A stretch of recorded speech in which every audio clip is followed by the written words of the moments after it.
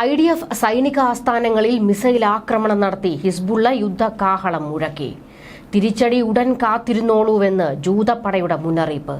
പാതാളവും പിളർന്നെത്തി തകർത്തെറിയും. കണ്ണടച്ച് തുറക്കും മുൻപ് ലബനനിലെ ഹിസ്ബുള്ള കേന്ദ്രങ്ങൾ കത്തും. ജൂതന്റെ സർപ്രൈസ് ഒരുങ്ങുന്നുവെന്ന് ഹിസ്ബുള്ള നേതാവിനെ അറിയിക്കുമെന്നാണ് ഇസ്രയേലിന്റെ മറുപടി. ഹിസ്ബുള്ള ഇസ്രയേലിന്റെ ആത്മാഭിമാനത്തിന് മുകളിലാണ് തുടരെ ആക്രമണം നടത്തുന്നത്. ഇനി അവർ ഉണ്ടാകരുതെന്ന് ബെഞ്ചമിൻ നെതന്യാഹു ഉത്തരവിട്ടു. എന്തായിരിക്കും ഇസ്രയേൽ ഒരുക്കുന്ന സർപ്രൈസ് എന്ന് ഭയപ്പെടുകയാണ് ലോകരാജ്യങ്ങൾ. ഹിസ്ബുള്ള ആക്രമണം നടത്തി തൊട്ടടുത്ത നിമിഷം IDF തിരിച്ച ആക്രമണം നടത്തി. ഇത് വെറും ടെസ്റ്റ് ഡോസ് എന്ന് മുന്നറിയിപ്പും കൊടുത്തു.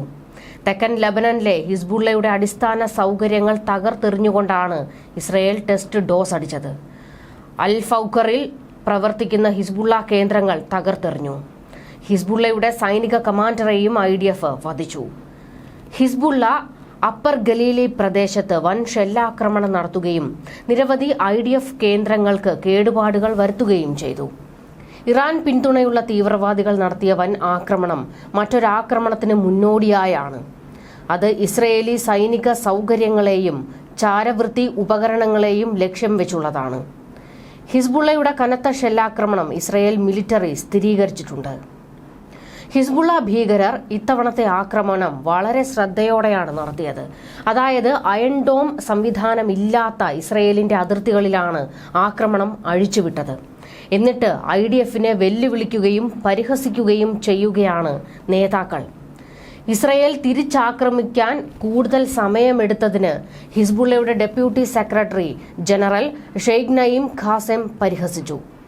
എന്തെങ്കിലും മണ്ടത്തരവും അശ്രദ്ധമായ നീക്കവും നടത്തിയാൽ ഇസ്രയേലിന് കാര്യമായ പ്രഹരം നേരിടേണ്ടി വരുമെന്നാണ് കമാൻഡറുടെ വെല്ലുവിളി. നെതന്യാഹു സംഘർഷം നീട്ടിക്കൊണ്ടു പോകാനാണ് ഉദ്ദേശിക്കുന്നതെങ്കിൽ ഇസ്രയേൽ നാമാവശേഷമാക്കാൻ അടുത്ത പ്ലാൻ ഒരുക്കുമെന്ന് വെല്ലുവിളി. ഇസ്രയേലിന്റെ സൈനിക രഹസ്യാന്വേഷണ ലക്ഷ്യങ്ങൾക്കെതിരെ ഹിസ്ബുള്ള ആക്രമണം തുടരുകയാണ്. അടുത്തിടെ മെറ്റുള്ളയ്ക്കും ഹനിതയ്ക്കും സമീപമുള്ള ഇസ്രയേലി സ്ഥലങ്ങളിൽ ഇവർ ഗൈഡഡ് മിസൈലുകളും റോക്കറ്റുകളും വിക്ഷേപിച്ചിരുന്നു.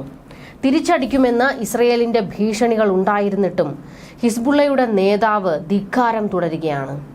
ഹിസ്ബുള്ളയുടെ പ്രവർത്തനങ്ങൾ നാടകീയമാണെന്ന് ഇസ്രയേൽ പറയുന്നു.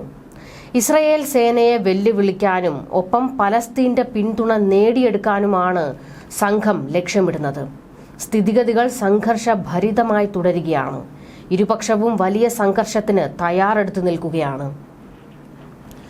മറ്റു പ്രദേശങ്ങളിൽ ഫലപ്രദമാകുന്ന അയൺ ഡോം വടക്ക് ഭാഗത്തില്ല.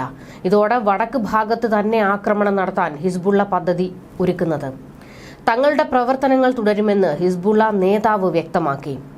ഇസ്രയേലിൽ നിന്നുള്ള ഏതാക്രമണത്തെയും ശക്തമായി ചെറുത്തുനിന്ന് നേരിടേണ്ടി വരുമെന്ന് നേതാവ് ഹിസ്ബുള്ള ഭീകരർക്ക് മുന്നറിയിപ്പ് കൊടുത്തിരിക്കുന്നത്. ഈ തുടരുന്ന സംഘർഷം ഉടൻ അയവുള്ളതായി കാണുന്നതേയില്ല. പിരിമുറുക്കം വർദ്ധിക്കുന്നത് അന്താരാഷ്ട്ര സമൂഹം സൂക്ഷ്മമായി നിരീക്ഷിച്ചു വരികയാണ്. ഒരു സമ്പൂർണ്ണ സംഘർഷം ഒഴിവാക്കാൻ ഇരുപക്ഷവും സമ്മർദ്ദത്തിലാണ്. എങ്കിലും അടിക്കടി വെടിവയ്പുള്ള സാഹചര്യം അസ്ഥിരമായി തുടരുന്നു. ആക്രമണം തുടർന്നാൽ ശക്തമായ തിരിച്ചടി നൽകുമെന്ന് ഇസ്രയേൽ മുന്നറിയിപ്പ് നൽകി. വടക്ക് ഹിസ്ബുള്ളയുടെ പ്രവർത്തനങ്ങളെ പ്രതിരോധിക്കാൻ കൂടുതൽ തയ്യാറെടുപ്പുകൾ നടത്തുകയാണ് ഇപ്പോൾ ഇസ്രയേൽ. ഹിസ്ബുള്ളയും ഇസ്രയേലും തമ്മിലുള്ള സംഘർഷം സങ്കീർണവും ദീർഘകാലവും തുടരുമോ എന്ന് അന്താരാഷ്ട്ര സമൂഹം ഭയപ്പെടുന്നു. സമീപകാല സംഭവങ്ങൾ സ്ഥിതിഗതികൾ തീവ്രമാക്കുകയും ലോകമെമ്പാടുമുള്ള ശ്രദ്ധ ആകർഷിക്കുകയും ചെയ്തു.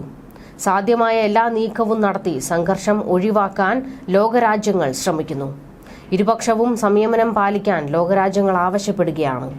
നിലവിലുള്ള സംഘർഷം മേഖലയ്ക്ക് മാത്രമല്ല ആഗോള സ്ഥിരതയ്ക്കും അപകടമുണ്ടാക്കുന്നു. മധ്യസ്ഥത വഹിക്കാനും സമാധാനപരമായ പരിഹാരം കണ്ടെത്താനുമുള്ള ശ്രമങ്ങൾ തുടരുകയാണ്. ഇസ്രയേലും ഹിസ്ബുള്ളയും തമ്മിൽ ഘോര യുദ്ധം നടന്നാൽ അത് പശ്ചിമേഷ്യയെ കത്തിച്ച് ചാമ്പലാക്കും.